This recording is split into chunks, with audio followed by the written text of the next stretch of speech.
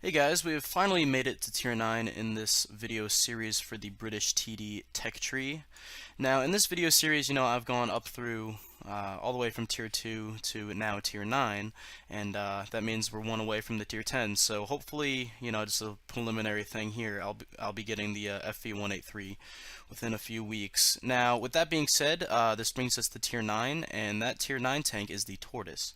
Now, before I even get on with this review and in-depth, video gameplay and everything, I just want to say that this tank is quite a lot of fun. I've only played around, I want to say 15 games in it, but I do have a 75% win rate, and it's just, it's a beast. So let's get started with this review, and yeah, we'll go more in depth now. Alright, so the first thing I want to go over is just the jump from the AT-15 over to the Tortoise. Now, from the AT-15, if you guys haven't watched that video, one thing I said that I would not research on it was the Rolls-Royce Meteor Mark V, the top engine. Now, the reason why I didn't do that is because that is the stock engine on the Tortoise. And with this being said, the Tortoise gets an upgraded engine, which is, the same engine as the Tier 10 Arty, and also the Carnarvon Tier 8 Heavy Tank, and Tier 9 Heavy Tank, the Conqueror. So if you guys had gone up those lines, you may have this engine researched. It depends. I particularly, this is the first British line I've gone up, so I did not have it researched, and I'll be getting that once I get enough XP just to, get it fully most elited until I get the 183. So to go over this thing's guns, it does carry over the 32 pounder from the AT-15, which was the AT-15's, gun that's required. Now, another thing that I did on the AT-15, if you guys remember, I got the Type B barrel, which was my favorite gun on the AT-15, due to its intense rate of fire, average alpha, and just penetration in general. That is the second gun on the Tortoise, so if you were smart, like I said, and got the Type B barrel on the AT-15, you will not play the Tortoise stock. Now, I did play a few games with the Tortoise with the Type B barrel, just because, I didn't have enough gold at the time to free XP the 120. So, what I did was I went ahead, got some gold, free XP the radio, the tracks, and the Top Gun. Now you can mount the Top Gun without the upgraded tracks, but then you cannot fit a gun rammer or any sort of equipment, so that's another downside to note here. So, preliminary things here. I definitely advise that you free XP the 120 if you have enough free XP and gold to do that. If not, the Type B barrel grind isn't too bad because it's not a stock Tortoise. It's somewhat upgraded. You'll have the top radio, and next, I say get the 120 and get the tracks. Probably get the tracks before the 120 just due to the fact that you cannot mount a gun rammer or any sort of equipment if you have the 120 on the tank without the upgraded tracks. So that being said, let's go over the guns. So, as compared to the Type B barrel, the 120mm AT gun is literally, I'll actually pull it up here if I go to the tech tree. It's an upgraded, I guess, if you will, assault version of the FV215B's gun. So it's literally the Tier 10 heavy gun mounted into the hull of this Tortoise tank.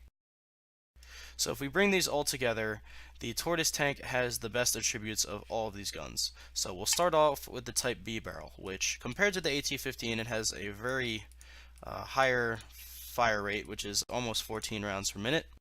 It has the same, low alpha at 230, and its aim time gets a little better to 1.5 seconds.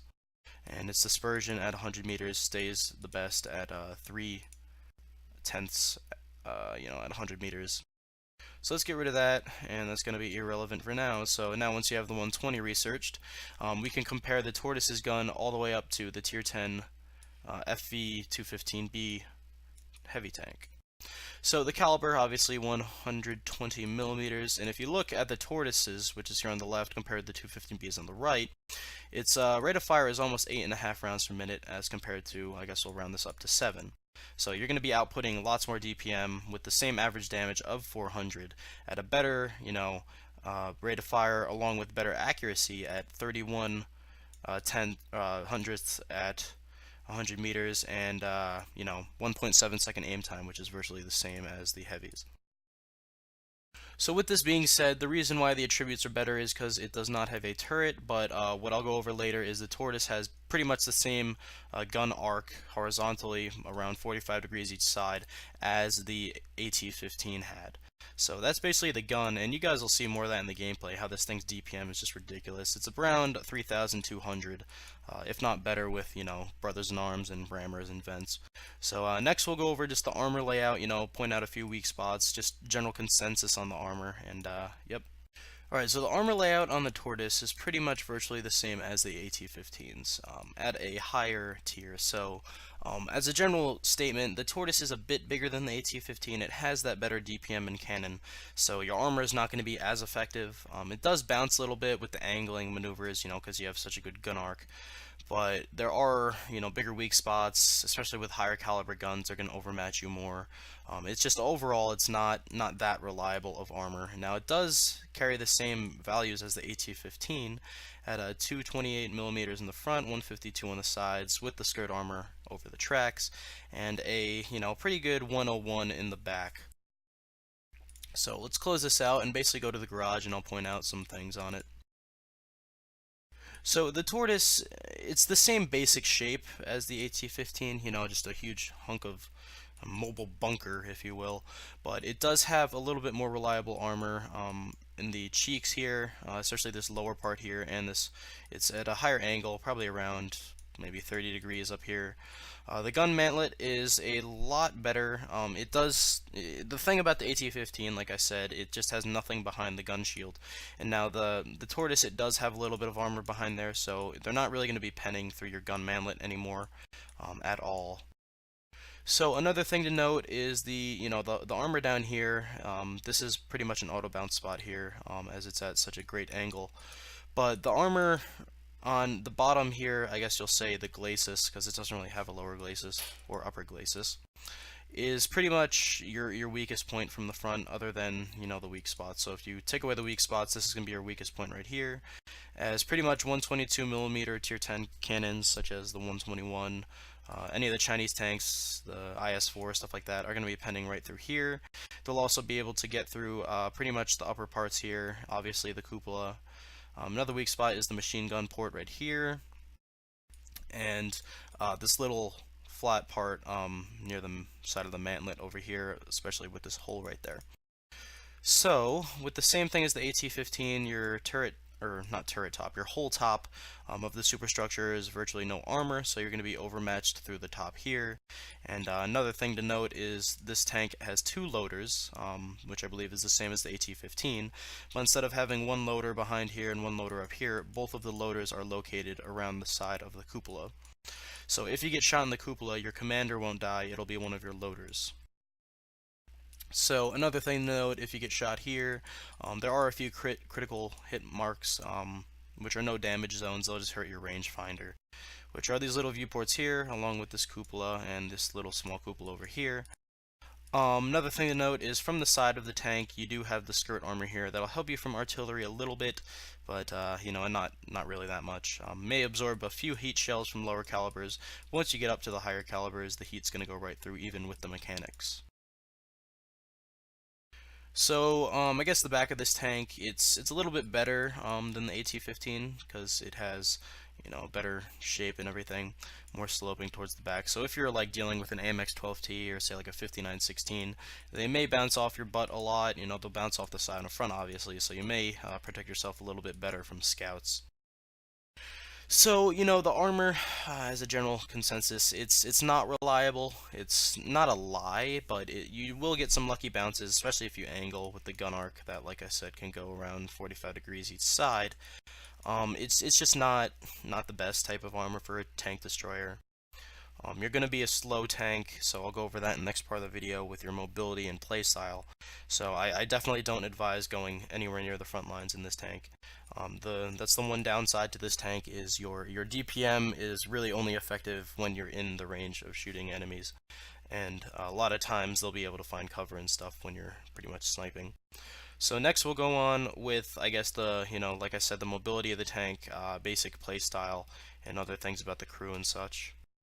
Alright, so the mobility on this tank, same thing as all the predecessors from tier 5 up to now. you're not going to have a good engine at all. 650 horsepower for the stock engine and 810 for the upgraded. So once I get the upgraded, it'll be a lot better, but like I said, it's governed at 20 kilometers an hour, so you're not going to have much of any mobility at all. With that, it has a 22 degree per second traverse speed with, like I said a million times already, the good gun arc, so you can find yourself lucky in some situations, but pretty much if someone gets around your flank, you are going to die. Now, with the playstyle of this terrible mobility, I like to play this tank because it has such a good accuracy with its Top Gun 31.31, and the aim time is really good too at 1.7 seconds. It's very good for using DPM at medium to long range. Now, long range with nothing in between, no cover in between, uh, well, you'll be having some cover. I mean, no cover for the enemy is ideal because you can just DPM them down, especially if you have the rear or sides of an enemy tank that is not looking at you. Now, this tank's camo value is okay. It's not the best, especially with crew skills. Once you get that up, you'll be able to kind of quote-unquote tank a little bit more. But for the most part, it's not the best for camoing up.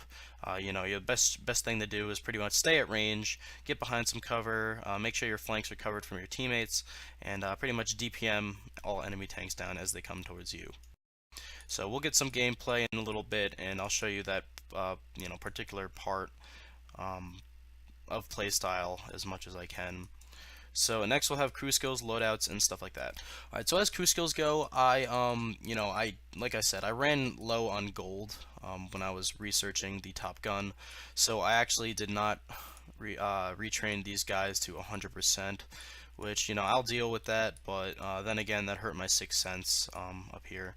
So, for the most part, before you get the Tortoise, I definitely advise getting 6th sense, but since I'm used to playing tanks at the tier 9 level without 6th sense, I'll deal with it, because for the most part, I don't really like tier 9 as a general statement.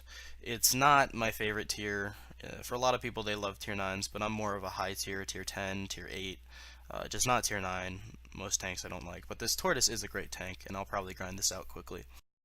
So, as crew skills go, 6th sense obviously, then repairs. My second skill is probably going to be camouflage, and then I'll probably go with BIA as my third. I'll probably retrain BIA to second, and then redo the camouflage.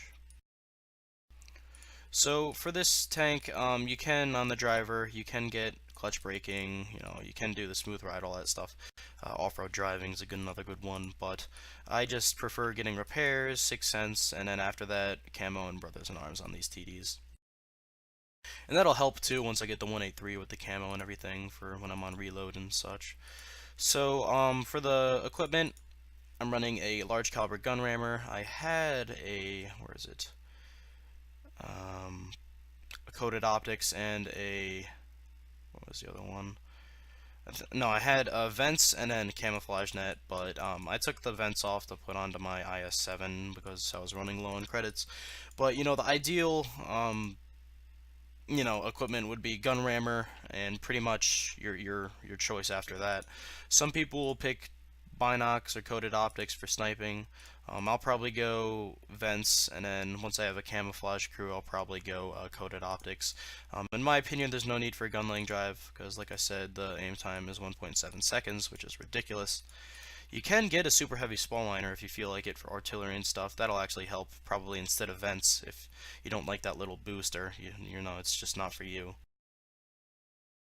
So that's pretty much it for now. Other than that, I could just go over the shell loadouts, which for some odd reason I didn't have my gold loaded. So I went, standard repair kit, small first aid kit, and automatic fire extinguisher. A few gold rounds. I'll actually load 10 in. I'll go greedy. So 35 armor piercing, 10 APCR, and 5 HE in case I come across a waffle or need to reset cap. And that's pretty much it for now. Let's get some gameplay going. Alright, so for this first gameplay, I'm going to try and just go right into battle, hopefully get a top tier game, which probably won't happen. Nope. And we'll see what happens. Here we go. We have a game on Karelia, which I'm going to go south to the 0 line. Hopefully snipe out some tanks as our mouse and heavies engage towards the bottom there. So here we go. Like I said, game on Corellia, just standard pub match. I'm going to try and use my DPM to its advantage, and for the most part, an ideal average damage in this tank, in my opinion, would be over 2500 just because its DPM is amazing. But I've kept it steadily up to around 3000, and hopefully I'll stay there. It'll probably go down over time, but, it is what it is.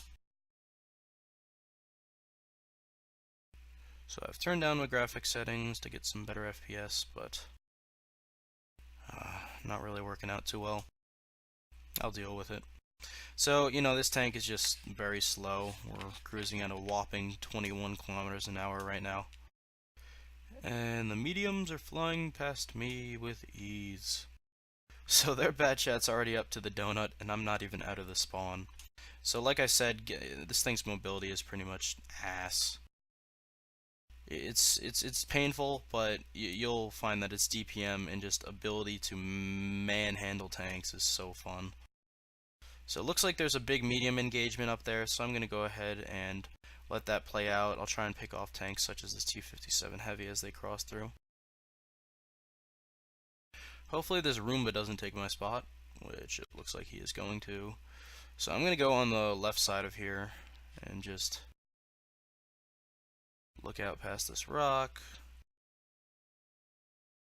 Slowly move my way up into the enemy lines. So here we have it, lots of enemy tanks to shoot at as there's an E-100. Pull back a little bit, probably got spotted from there, and yes I did as he missed. I'll wait for them just to pop out, peek and shoot. Here's T-54 getting greedy. There are just so many tanks up there that our mediums are going all the way back to base because they just got the fuck out. It's not worth it. So if this 57 Heavy comes around, I'm going to melt, but it looks like we have a YOLOing pattern, which I'm going to track and DPM to death. So with this thing's 6-second reload, I'm able to just poop on these tanks and track them before they can even get away. So here we go. Let's put another shot into them. And like I said, with this angling, this armor is a little bit reliable, but not really. And there we go. Got a nice track shot into that 69. Finish him off with our DPM. And there's artillery. Only hit me for 300. It's pretty good. That was a direct hit. No clue how that only did 300 damage. I'm gonna go ahead and peek on this 54. Which he's not pushing out, so I'm gonna pull back a little bit. Reset my camo, hopefully. Here's an IS-7 coming along. I'm gonna put a shot into him. Oh, bounce right on the most worst part that I could shoot. Another shot into him. Taking damage from Artie, but it's only 300 damage, so I'm just gonna stay here. But I am getting tracked, so I'm gonna have to pull back after this one.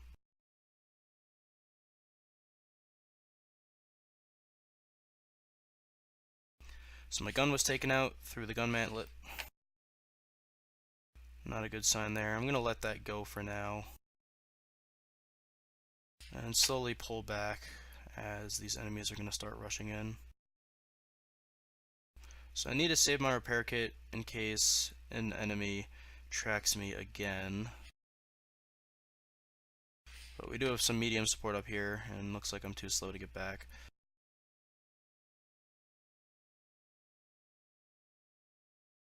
I'm going to have to go ahead and give my ass to the enemy and slowly run away, because they are not pushing yet. They still think I'm there.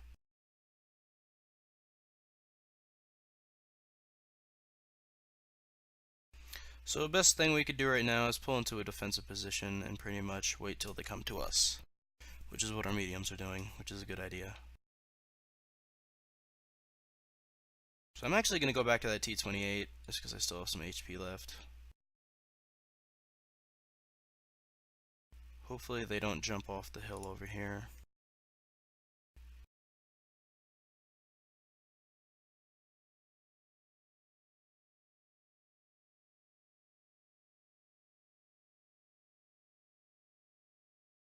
And this spot should be already safe. So there's the U-100, juked out his shot.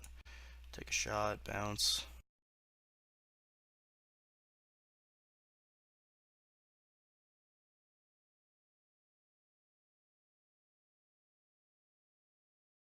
Guess I'm gonna spot him again.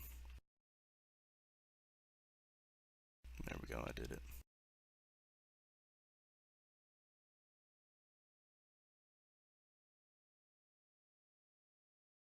This is the most my broken gun's gonna aim in, so I'm not gonna repair it just yet. I may get frustrated and have to repair it as, yeah, he used an AP round right through my cupola. So I'm gonna repair this gun, switch to gold, and hopefully DPM this E100 down once he pops out again.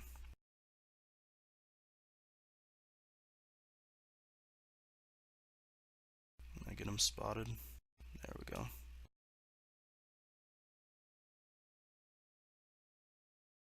Got to pull back. There's a 57 that's getting greedy.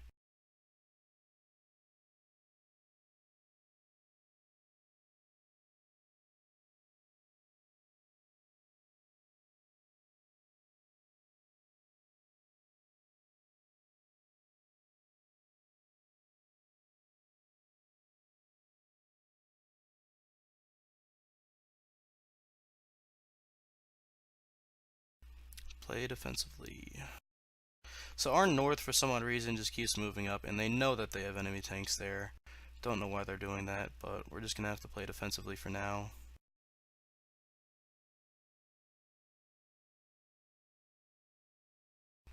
Go ahead and turn some of my settings down because my FPS is lagging so hard.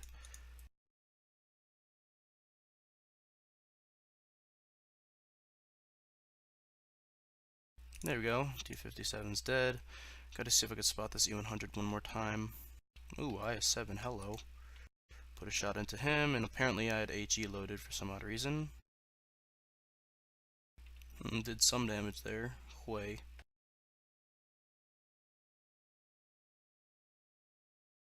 There's D100. Put a gold shell right into him.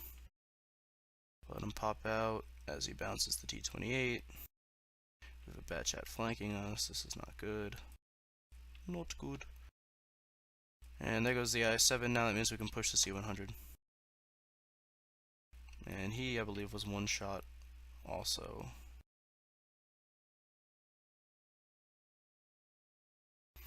Nope, two shots, so we'll be able to put one into him, or not. As we can pull back now, hopefully Artie's reloading. So we need our mediums to fend off them. As he bounces me with heat, now we can move up and DPM him down.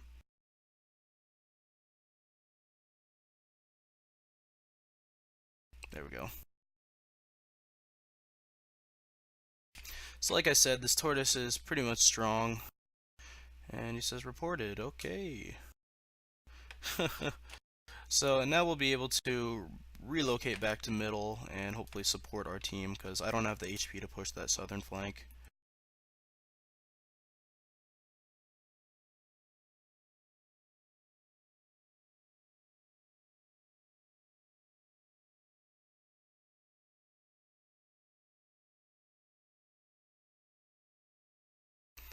Gotta get into view range and help our northern team as this mouse is just gonna die. Oh, the Patton just friggin' ran himself to death. Leedle, leedle, leedle, leedle, leedle. My FPS is literally dying right now. By the looks of this is gonna end up being a draw.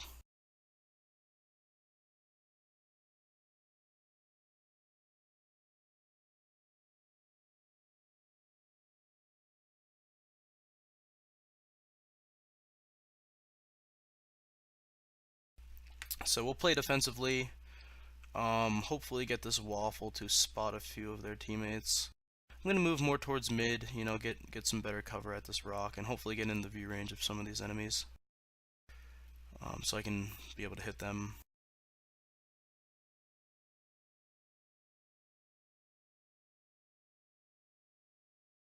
Now, if they go back to base, that's gonna be a problem, but we'll do the best we can here. Gonna get back up to this rock. It'll hopefully provide me some cover from their base if they have any artillery there, which they definitely do. Wasn't a good job knocking down that tree, but whatever.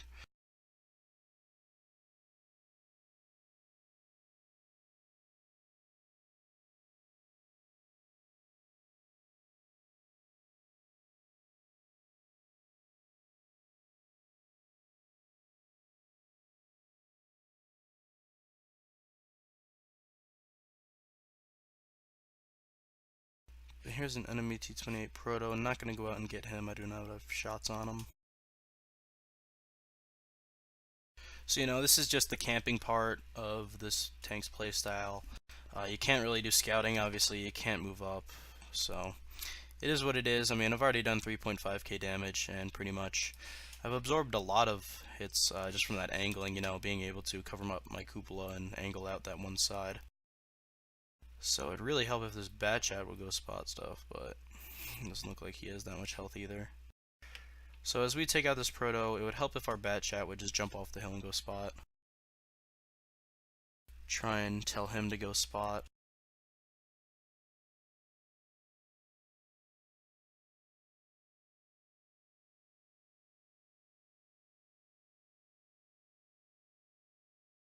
Alright, so there's an IS-3. We'll be able to hit him as we are slowly turning. Put a shot into his side, and he goes invisible. And good job, Bat Chat got him. So I'm going to have to take the initiative here and go out and go spot them, because our friggin' Bat Chat isn't. There's the enemy E3, hopefully we'll get shots on him, and no, he's behind a wall. So there goes one of their artillery. Hopefully move through this middle unspotted. Now, the one thing that I'm scared of... Oh, there he is, the Roomba. So here we go. Ah, he backed up, damn it. Come on, reload, DPM. No, he backed up again. Alright, so, pretty bad play by me there. Most likely gonna get RD'd now. Nope, already fired. Hope if our RD. There we go, good job. Right on cue. Would take out that Roomba. Nice shot by him, and we should be in business here. So we do have a Waffle and Bat Chat storming their base as we speak. So Bat Chat just needs to take out the Proto. Waffle needs to take out the E3. I'll hopefully provide support, and this should be a win. Just depends if we have the time.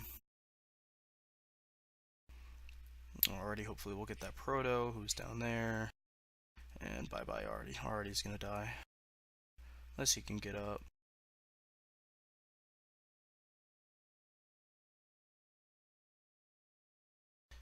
Good job, Waffle. Here's the T-29. I'll take him out. Terrible shot by RNG. So the Waffle got him. Good job by these teammates. Waffle's got Top Gun. Congratulations to him. So this is a great gameplay. I mean, just for this, to have a clutch game like this with our team to, provide for you guys. That's just great. So this is, great win for us. I don't want to say it just now, but looks like by the most part it's sealed in. If our Artie can run away and keep this T-28 spotted, that'd be great. Because our Bat Chat's on the way to go kill him, and that should seal it. So great job by our Waffle, our Artie, and our Bat Chat, and I did a little bit too. Just overall great game here, and hope you guys like this gameplay. It's a very good nail biter to, I guess, add in so far. So we'll probably have one more gameplay since this pretty much took a whopping 14 minutes to do. We'll have one more gameplay that'll be a replay, so I can fast forward through it, and then we'll have some closing thoughts, and then we'll just wait till I research the 183. So stay tuned, guys. Alright, so one thing I forgot to add in is the after battle reports for this game.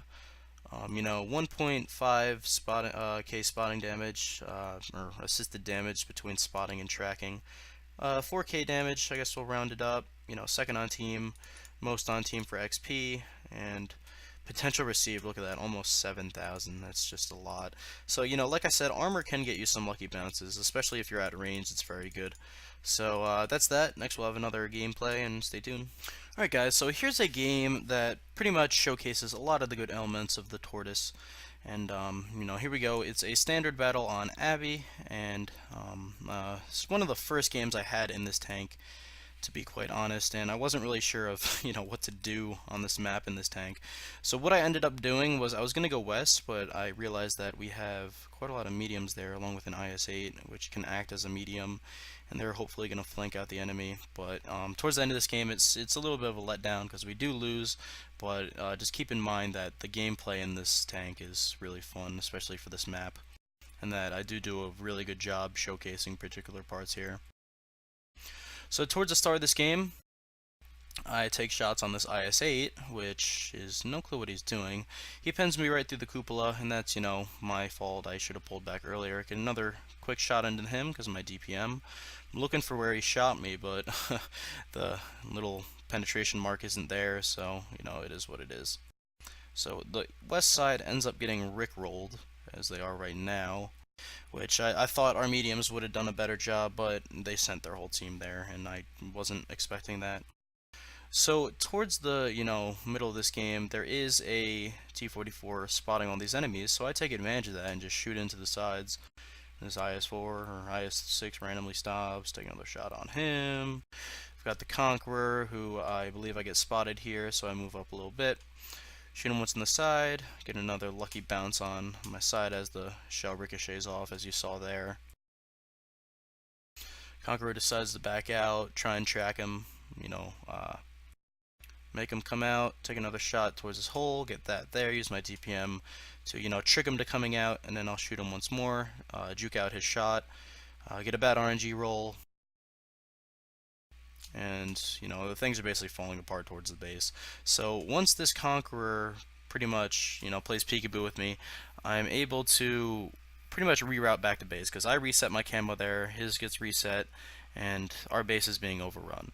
So this is one of the most, I guess ideal situations to pretty much showcase the intense amount of DPM this tank puts out with its 400 alpha. The fact that they're all coming to the base and this Foch is here to spot them all, I'll spot some as they come through, and I could just pick them off one by one. So if you see here, there's an IS-6 coming through, I'll take him down. Now there's a Panther who is giving me his side like an idiot, just sitting there. Puts him into him, and he runs up.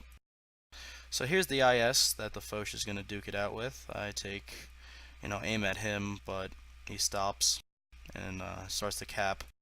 So here's where I'm thinking, wait, the Conqueror might come and flank me. So what I do is I back up, stay where I am, miss the IS. I let the Foch deal with him. I think I'm typing right now actually saying to finish him, but he ends up not doing it, so I track the IS on a snapshot. Foch hits him once, and I take him down.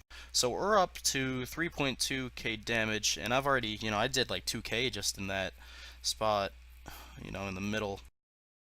And I haven't really moved from the spawn, which is another weird thing about this game. I didn't really go anywhere, and I end up getting mass amounts of damage, because, like I said, in the Tortoise at range, it's good for bouncing, as you saw with the Conqueror there. But if you let them come to you, your DPM is just outrageous. It's the fact that if you go to them is what kills you. So the Foch takes down the Panther, and it's pretty much hand in hand here. But once that Foch dies to the Conqueror, it's pretty much over, because our Tiger 2 doesn't have enough health. Our Tiger is going to get pooped on by this SU, and it's pretty much not looking good here. So it's doable due to the fact that the Conqueror comes around here and that this Tiger can cover him, but what the Tiger does is not the best thing in the world. He backs up so that his lower plate and top of his turret show to this Conqueror, and the Conqueror is able to just DPM him down with his hold down position. So what I do here isn't the best idea either, because I didn't think the autoloader would be there, but due to my armor at range, he's not able to penetrate me. So this SU comes up.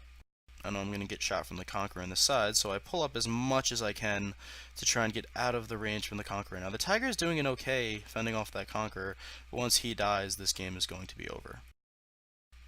So 54E1, comes out, pulls back on reload. So I decide to back up, try and kill this Conqueror as much as I can, hope the SU doesn't come around me, but he ends up doing that anyway.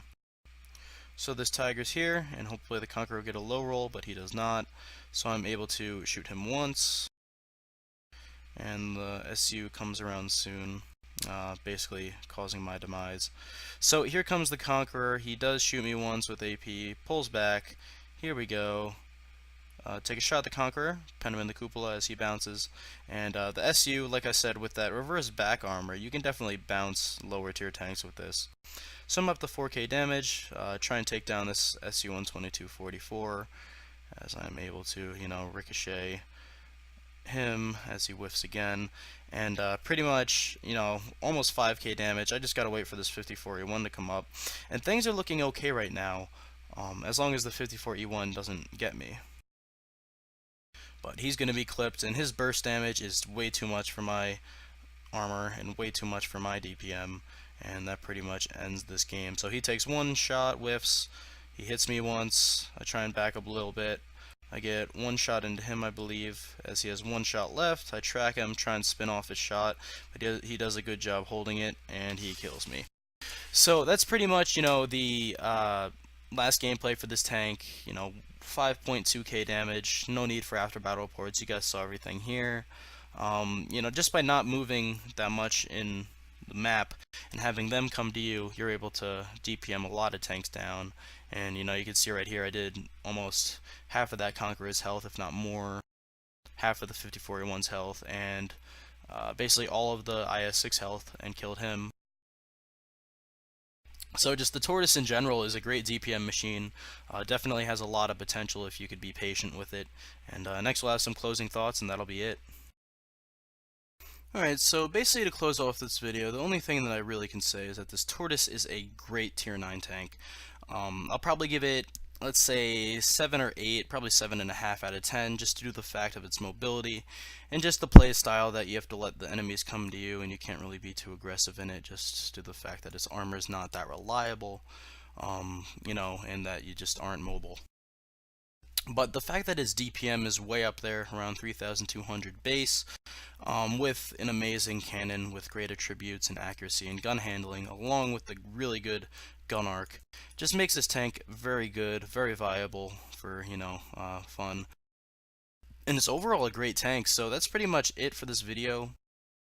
I can only really recommend going up this line. We'll be able to see once we get the 183 how worth it will be, as the tier 10 is definitely the aim for any specific line, you would think.